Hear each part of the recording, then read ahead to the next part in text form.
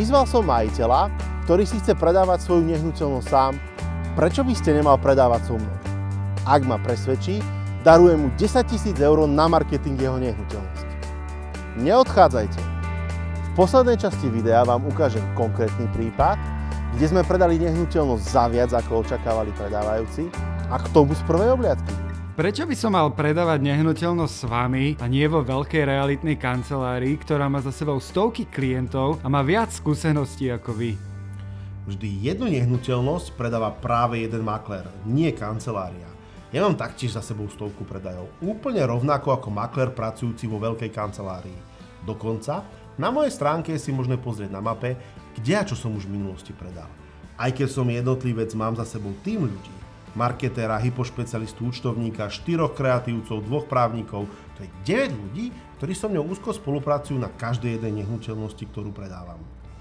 Ja tvrdím, že vo výsledku sa o vašu nehnuteľnosť stará o mnoho viac ľudí ako vo väčšine veľkých realitných kancelárií. Prečo by som si to nemohol predávať sám? Mohol, a prečo nie? Dokonca, ak mi zavoláte, tak vám rád s tým pomôžem. Samozrejme je oveľa efektívnejšie, keď danú činnosť vykonáva človek so skúsenosťou a hlavne vedomosťami.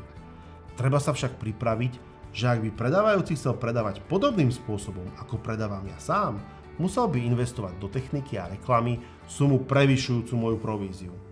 Spýtajte sa prosím sami seba. Poznáte trh? Viete správne ohodnotiť svoju nehnuteľnosť? Ovládate kompozíciu a máte cit pre tvorbu fotografií a videí? Viete pracovať v programoch na ich úpravu?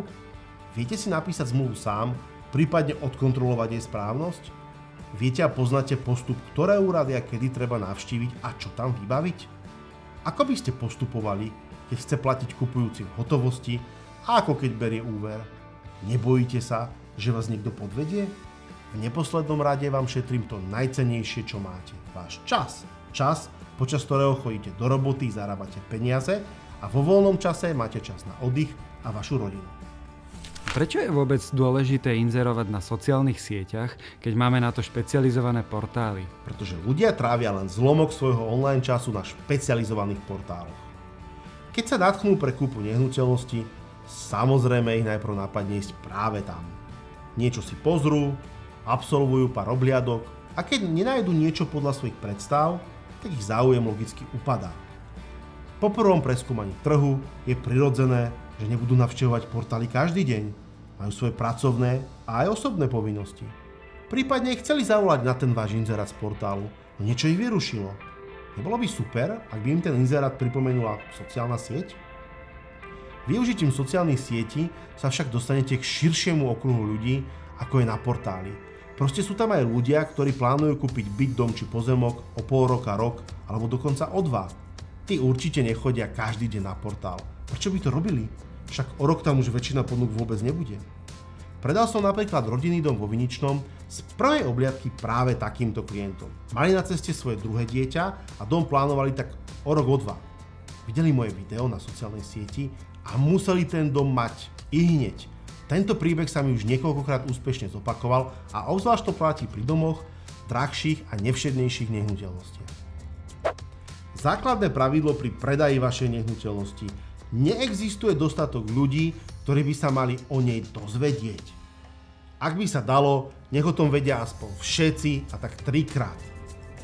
Propagáciou cez sociálne siete oslovujem aj rodinných príslušníkov, kamarátov, známych kupujúcich. Týmto potom poľahky zazdieľajú. Keď vravím propagácia na sociálnych sieťach, tak si pod tým prosím netreba predstaviť, dám jeden príspevok na svoj profil a čakám.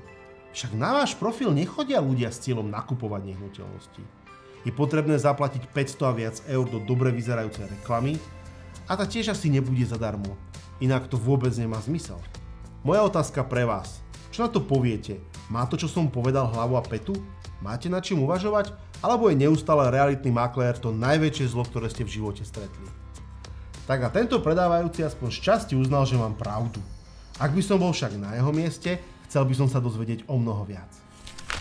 Preto som pre vás natočil ďalšie 3 videá, kde sa dozviete o mnoho viac. Máte ešte chvíľku? Tak si ich prosím pozrite. Linky nájdete v popise. Nezabudnite na like a na odber.